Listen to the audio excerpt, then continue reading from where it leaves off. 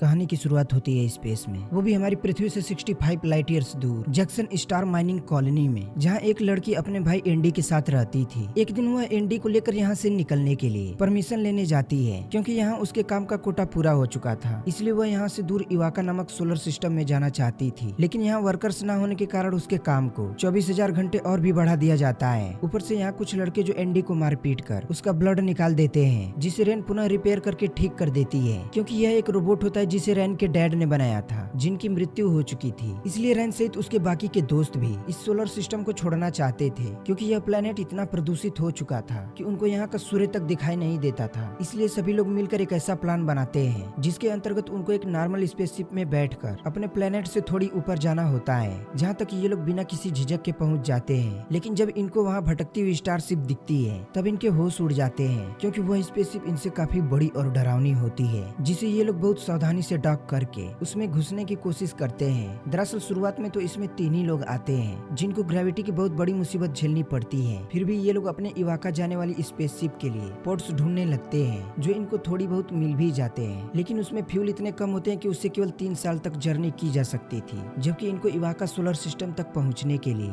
लगभग 9 साल का फ्यूल चाहिए था, जिसकी तलाश में ये लोग स्पेसशिप में और भी अंदर चले जाते हैं। जहाँ पहुँचते ही बियॉर्न एंडी से झगड़ा करने लगता है और उसे एक काला सच बताता है, जिसे एक्सप्लेन करते हुए टाइलर एंडी से कहता है कि वह यहाँ से फ्यूल लेकर जिस जगह जाने वाले हैं वहाँ नकली इंसान अलाउड नहीं है। यह सुनकर एंडी काफी दुखी होता है, क्योंकि उसे लगता है कि सब लोग मिलकर उसका इस्तेमाल कर रहे हैं। फिर भी वह हंसकर खुशी खुशी कहता है कि अगर इसमें उसकी बहन रेन की भलाई है तो कोई बात नहीं है। एंडी के मुंह से यह बात सुनकर रेन भी काफी दुखी होती है, क्योंकि वह भी उसे अपना भाई मानती थी, लेकिन सब लोग मजबूर थे, क्योंकि एंडी के बिना इनका काम पॉसिबल नहीं था। इसलिए जल्द ही सब लोग इन सब बातों को भुलाकर एक बार फिर पोर्ट्स की खोज में लग जाते हैं, जिसके अंतर्गत एंडी पहले तो बियॉन को शिप से गिरने से बचाता है, क्योंकि इनको यहाँ एक होल सहित एसिड से जली हुई एक रोबोट की बॉडी मिलती है, जिसे ये लोग अनदेखा करके शिप में और भी अंदर जाने लगते हैं, वो भी बिना किसी फिक्र के, क्योंकि इनको फ्यूल तो मिल गया था, साथ में इनके मौत की शुरुआत भी हो चुकी थी, क्योंकि ये लोग शिप में तो बहुत अंदर चले जाते हैं, लेकिन बाहर निकलने के लिए इनके पास एक्सेस नहीं होता है, जिसकी वजह से ये तीनों एक क्रायो चेम्बर में फंस जाते हैं, जिनको बचाने के लिए रैन और वो उस सड़े हुए रोबोट का चिप लेकर उनके पास जाने लगती हैं, जिसमें इस शिप के सारे एक्सेस मौजूद होते हैं। तब तक यहाँ एंडी इस चेम्बर के सारे खतरे को भाग चुका था, इसलिए देर न करते हुए रेन इनके पास जल्दी चिप लेकर पहुंच जाती है और टाइलर की मदद से एंडी में चिप लगवा देती है, जिसके बाद एंडी रिबूट होने लगता है, जो टाइलर और बियॉर्न के लिए बहुत ही बुरी बात थी, क्योंकि इस चेम्बर में काफी सारे डेंजरस जीव मौजूद होते हैं, जिनमें से पहले तो एक ही आजाद होता है जो सीधे बियॉर्न पर अटैक कर देता है, लेकिन देखते ही देखते वह दोनों पर हमला करने लगता है, जो इनकी जान भी ले सकता था अगर एंडी रीस्टार्ट नहीं होता तो, क्योंकि वह स्टार्ट होते ही इन लोगों को चैम्बर से बाहर निकाल लेता है और दरवाजे को लॉक कर देता है। इसके बावजूद भी वह जीव दरवाजा तोड़कर इनके पीछे पड़ जाते हैं, लेकिन एंडी एक बार फिर सभी को एक चैम्बर में लॉक कर देता है। फिर भी वह एक को बाहर आने से नहीं रोक पाता है, जो दौड़ते हुए सीधा वू के मुंह से चिपक जाता है, और उनके द्वारा काफी निकाले जाने पर भी वह वू को नहीं छोड़ता है। तब सभी लोग एंडी से पूछते हैं कि इसको कैसे हटाया जा सकता है। जवाब में एंडी उनसे कहता है कि मैं नहीं जानता कि ये जीव कौन है और इसे कैसे हटाया जा सकता है, लेकिन इस कमरे में कोई तो है जिसे इसकी पूर्णतः जानकारी है। यह कहकर एंडी इनसे इस गले हुए रोबोट को पुनः स्टार्ट करवाता है, जिसके बाद सभी लोग मिलकर उससे इस जीव को वो के मुंह से निकालने का उपाय पूछते हैं। तब रोबोट इनसे कहता है कि तुम लोग इसे नहीं निकाल सकते हो, इसलिए जहाँ से आए हो वहीं वापस लौट जाओ, अन्यथा इसे मार दो। रोबोट की इस बात को सुनकर भी ये लोग वो को छोड़कर नहीं जाना चाहते थे और न ही इसे मारना चाहते थे, क्योंकि वह इनकी दोस्त थी। इसलिए वह रोबोट से इसके बारे में और भी ज्यादा जानकारी लेने लगते हैं, जिसके अंतर्गत इनको यह पता चलता है कि यह जीव वो के शरीर में एक ऐसा लिक्विड डाल रहा है जिससे एक बड़े ही खतरनाक जीव की उत्पत्ति होगी, जिसका नाम XX121 जीनोमॉर्फ है, जो सभी को मिटा देगा। इन सब बातों को बताते हुए यह रोबोट इनसे यह भी बताता है कि कुछ दिन पहले इस स्टारशिप में बहुत शांति थी, लेकिन केवल एक जीनोमॉर्फ ने इस स्टेशन के सभी लोगों को मार दिया। आगे की जानकारी देते हुए वह इनसे यह भी बताता है कि एक खतरनाक जीनोमॉर्फ बनाने का बीज ऐसे हर जीव में मौजूद है, जिसे उत्पन्न करने के लिए इनको केवल एक जीवित शरीर की आवश्यकता होती है। रोबोट की इन सब बातों को अनदेखा करके वे लोग उस जीव पर क्रायो फ्यूल डालकर उसे ठंडा करके वो के मुंह से निकाल लेते हैं। तो वह रोबोट इनको एक बार फिर चेतावनी देता है कि वह जीव अपना काम कर चुका है, इसलिए तुम लोग इसे छोड़ दो, क्योंकि इसके बचने के चांस लगभग ना के बराबर है। इसके बावजूद भी बियॉन एंडी से झगड़ा करते हुए वो को, जिसका कैरेक्टर नेम नवारो होता है, जिसे लेकर बियॉन अपने शिप पर जाने लगता है, वो भी अपने बाकी के दोस्तों को छोड़कर, जिसे रोकने के लिए एंडी काफी कोशिश करता है। फिर भी बियॉन नहीं मानता है और शिप को के की सहायता से अनडॉक करवा देता है, जिसके थोड़ी देर बाद वह जीव नवारो पर अपना असर दिखाना स्टार्ट कर देता है, जहाँ अकेले केवल के थी, जो खुद एक प्रेग्नेंट लड़की थी। इसलिए वह नवारो के इस हादसे को देखकर और भी ज्यादा डर जाती है, क्योंकि वह दृश्य ही कुछ ऐसा था जिसके अंतर्गत एक चेस्ट बर्स्टर जो नवारो के चेस्ट को फाड़कर बाहर निकलता है, जिसकी वजह से यहाँ नवारो तो खत्म हो ही जाती है। ऊपर से इनकी स्पेसशिप अनकंट्रोल होने के कारण स्पेसशिप से टकराकर एक बार फिर उससे जुट जाती है, जिसकी वजह से इसमें के बेहोश हो जाती है, जिसके पास जाने के लिए टाइलर और रेन दोनों तैयार हो जाते हैं। लेकिन एंडी उनके साथ नहीं जाता है, बल्कि वह उस रोबोट से और भी रहस्यमयी बातें जानने के लिए उससे बातचीत करने लगता है, क्योंकि एंडी में इसी के लैब का चिप लगे होने के कारण वह रोबोट इसे अपना काम पूरा करने की जिम्मेदारी दे देता है, जिसे एंडी स्वीकार भी कर लेता है। इसलिए जब वह दोबारा टाइलर और रेन से मिलता है तब वह उनसे बहाना बनाकर उनके साथ पैरासिटॉइड्स वाले चेंबर को पार करने के लिए कहता है। लेकिन इससे पहले वह उनको बताता है कि पैरासिटॉइड्स की आंखें नहीं होती है, इसलिए वह केवल आवाज और चेंजिंग टेम्परेचर के जरिए किसी भी इंसान या फिर जीव पर अटैक करते हैं। इसलिए हमें अपना टेम्परेचर मेंटेन करके इस चेंबर को पार करना होगा। दूसरी तरफ बेचारी के अकेले डरती हुई स्पेसशिप में घूम रही थी, जिसके अंतर्गत उसे एक और नजारा देखने को मिलता है, मतलब एक काफी बड़ा जीनोमॉर्फ जो अभी अपने छत्ते में ही होता है। लेकिन बियॉन वहां आकर उसे निकलने से पहले ही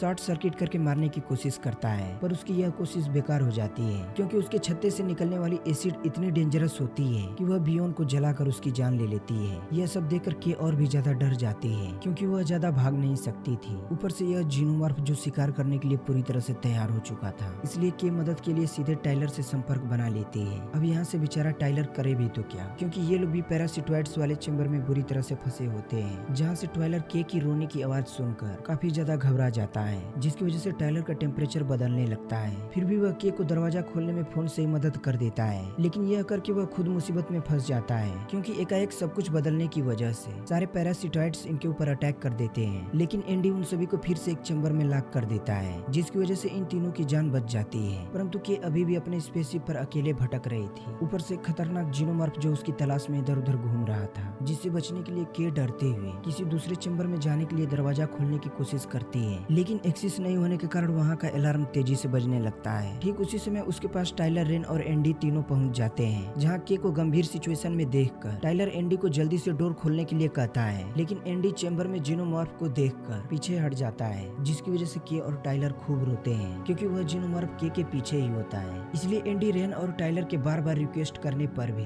दरवाजा नहीं खोलता है और उनको समझाने की कोशिश करता है कि वह जीनोमॉर्फ डोर खुलने का ही इंतजार कर रहा है। फिर भी ये लोग उसे बाहर निकालने के लिए अपनी तरफ से हर प्रयास करते हैं, लेकिन एंडी चुपचाप देखता रहता है, जिसकी वजह से जीनोमॉर्फ के को उठाकर ले जाता है, जिससे गुस्सा होकर रेन अपने भाई एंडी को एक थप्पड़ मारती है। तब एंडी उनको बताता है कि अब उसका मकसद कुछ और ही है। यह कहकर एंडी उनको रोमुलस लैब में लेकर आता है और रोबोट के कहने पर वह उनको बताता है कि हमारी कॉलोनी मर रही है, हर साल बढ़ता तापमान और उसके साथ आने वाली अजीब बीमारियां जो इंसानों को खत्म करती जा रही हैं। इसलिए इस स्टेशन का काम था कि मानव को संपूर्ण जीव बनाया जाए, जिसके लिए इस रोबोट ने जीनोमॉर्फ के डीएनए से पहले तो पैरासिटॉइड्स को बनाया, उसके बाद उनके अंदर से नॉन न्यूटोनियन द्रव्य निकाला, जिसमें उसे कुछ ऐसे सूक्ष्म जीव दिखे जो बहुत ही विनाशकारी हो सकते थे। फिर भी वह इसे एसिटिलेट और सिंथेसाइज्ड करके छोटे छोटे जार में भर देता है, ताकि वह इसका इस्तेमाल इंसानों पर कर सके। लेकिन उसकी टीम का यह सपना पूरा होने से पहले ही एक जीनोमॉर्फ ने इनके पूरे स्टेशन को बर्बाद कर दिया था, इसलिए इनकी यह ख्वाहिश अधूरी रह गई थी, जिसे पूरा करने की जिम्मेदारी अब एंडी ले चुका था। जो रेन और टाइलर को एक एक एसिड वाली गन देकर उनसे कहता है कि ये गन केवल दिखावे के लिए है, इसलिए इसका इस्तेमाल मत करना, क्योंकि हम स्टेशन के सबसे निचले हिस्से में हैं और इस गन से निकलने वाली एसिड की गोली शिप को गला सकती है, इसलिए थोड़ी सतर्क रहना। एंडी की ऐसी बातें सुनकर रेन और टाइलर काफी डरे डरे से रहते हैं। फिर भी वह यहाँ से निकलने के लिए एंडी की बात मानकर उसके पीछे पीछे चलते हुए एक ऐसी जगह पहुँच जाते हैं जहाँ जीनोमॉर्फ का पूरा छत्ता मौजूद होता है, जिसे देखकर ये लोग दूसरी तरफ से जाने की सोचते हैं। लेकिन यहाँ टाइलर के की आवाज सुनकर बिना डरे जीनोमॉर्फ के छत्तों में उसे ढूंढने लगता है। साथ में रेन भी होती है जो के को ढूंढने में टाइलर की मदद करती है, क्योंकि यहाँ काफी सारे लोगों की बॉडी पड़ी होती है जो जीनोमॉर्फ के छत्तों में कई दिनों से सड़ रही थी, जिसमें से एक के भी होती है जिसे ये लोग ढूंढ लेते हैं, मगर उसका ब्लड इतना निकल चुका था कि वह चलने के लायक नहीं होती है। इसलिए एंडी टाइलर को पैरासिटॉइड्स का सिंथेसाइज्ड किया हुआ लिक्विड देता है ताकि के कुछ समय के लिए ठीक हो सके। लेकिन रेन टाइलर को के की बॉडी में लिक्विड इंजेक्ट करने से पहले ही रोक लेती है, क्योंकि इस लिक्विड से काफी खतरा भी होता है। इसलिए ये लोग बिना देर किए के को लेकर वहाँ से भागने लगते हैं, क्योंकि इस जगह ऑलरेडी काफी सारे जीनोमॉर्फ आ चुके थे, जिनसे रेन को बचाने के लिए टाइलर अपनी जान दे देता है और एंडी भी उनके अटैक से घायल हो जाता है। इसलिए रेन के को जल्दी से लिफ्ट में लेकर ऊपर जाने लगती है। ठीक उसी समय उसे लिफ्ट में एंडी की याद आती है, जो बहुत ही बुरी स्थिति में होता है। इसलिए रेन लिफ्ट को रोक देती है और के को जीनोमॉर्फ का सैंपल देकर उसे समझाते हुए कहती है कि ये लिफ्ट तुम्हें सीधे हमारे स्पेसशिप की तरफ ले जाएगा, जहाँ से तुम्हें क्रायोपोड में जाकर ऑटो पायलट की मदद से कॉलोनी जाना होगा। यह कहकर रेन लिफ्ट से उतर जाती है और सीढ़ियों की मदद से वापस उसी स्थान पर आती है जहाँ एंडी गिरा पड़ा था। इधर के जो अकेले होने की वजह से अपने दर्द को बर्दाश्त न कर पाने के कारण जीनोमॉर्फ का सैंपल अपने अंदर इंजेक्ट कर लेती है, जबकि रेन एंडी को वापस लाने के लिए उसके अंदर से इस स्टेशन की मेमोरी निकाल देती है, जिससे वह एक बार फिर नॉर्मल हो जाता है। लेकिन तब तक इनको यहाँ काफी देर हो चुकी थी, क्योंकि सारे जीनोमॉर्फ एक्टिव हो चुके थे।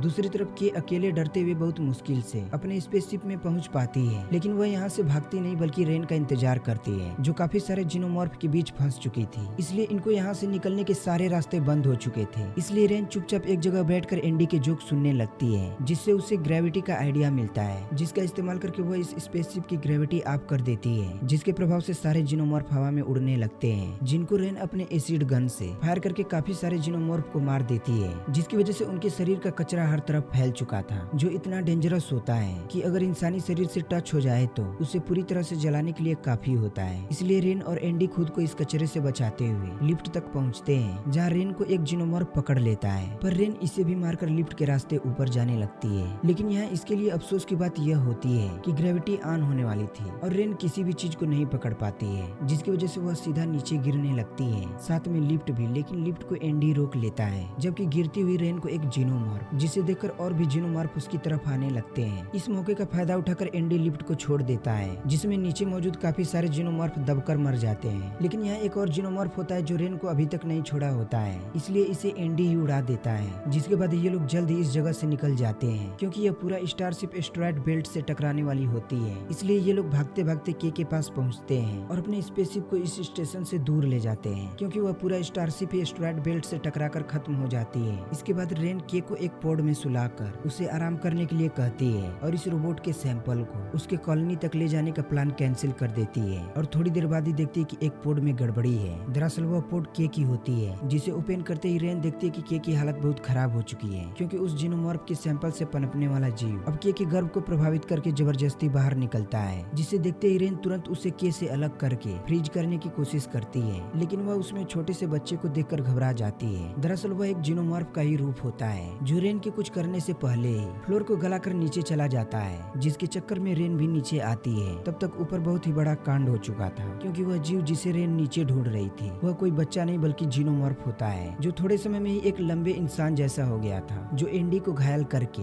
रेन के यहाँ पहुँचने से पहले ही वह के को भी खत्म कर देता है, जिसे पहली बार देखकर रेन के तो होश उड़ जाते हैं, क्योंकि वह होता ही इतना डरावना है, जो रेन को देखते ही उसे भी मारने की कोशिश करता है। पर रेन क्रायो फ्यूल का इस्तेमाल करके वहाँ से बचकर निकल जाती है, लेकिन उस फ्यूल की ठंडी इतनी बढ़ जाती है कि रेन भी खुद को संभाल नहीं पाती है। इसलिए वह जैसे तैसे करके एक स्पेस सूट पहनती है, तब कहीं जाकर उसे आराम मिलता है। लेकिन वही फ्यूल उस जीनोमॉर्फ ऑफिसरिंग को कोई प्रभाव नहीं डालता है, इसलिए वह दरवाजा तोड़कर रेन को मारने के लिए एक बार फिर उसके पीछे पड़ जाता है। लेकिन रेन इस बार उसका मुकाबला करने के लिए पूरी तरह से तैयार थी, इसलिए वह शिप के सबसे निचले हिस्से में आकर एक मिनी शिप को अलग करने के लिए हर तरफ से उसका कनेक्शन छुड़ाने लगती है, ताकि वह इसमें जीनोमॉर्फ को फंसाकर इसे रिलीज कर दे। लेकिन इसके विपरीत वह जीनोमॉर्फ उल्टा ही उस पर अटैक कर देता है, जिससे रेन और भी बुरी मुसीबत में फंस जाती है। इसलिए वह इस बार काफी बड़ा रिस्क लेकर उसके सामने मौजूद जीनोमॉर्फ की एसिड को शिप पर गिरा देती है, जिससे वहाँ का फ्लोर पूरी तरह से गल जाता है और स्पेसशिप में एक बड़ा सा होल हो जाता है, जिसके प्रभाव से रेन सीधा खुले स्पेस में लटकने लगती है। दरअसल इसके पीछे भी एक रीजन होता है, क्योंकि रेन मिनी पोड के आखिरी कनेक्शन को अपनी रस्सी से फंसाकर नीचे लटक रही होती है और उसी की मदद से स्पेसशिप में वापस आने की कोशिश करती है। लेकिन बीच में वह जीनोमॉर्फ ऑफिसरिंग उसे पकड़ लेता है। तब रेन अपनी फंसी हुई रस्सी को तेजी से खींचकर मिनी पोड को रिलीज कर देती है, जिसके साथ वह जीनोमॉर्फ ऑफिसरिंग भी अलग हो जाता है, जो सीधे एस्टेरॉयड बेल्ट से टकराकर हमेशा के लिए खत्म हो जाता है। जिसके बाद रेन अपने बेहोश भाई एंडी के साथ स्पेसशिप को ऑटो पायलट पर चलाकर इवाका सोलर सिस्टम के लिए रवाना हो जाती है। तो फ्रेंड्स, ये थी एलियन रोमुलस की मजेदार कहानी। आपको कैसी लगी कमेंट करके जरूर बताना।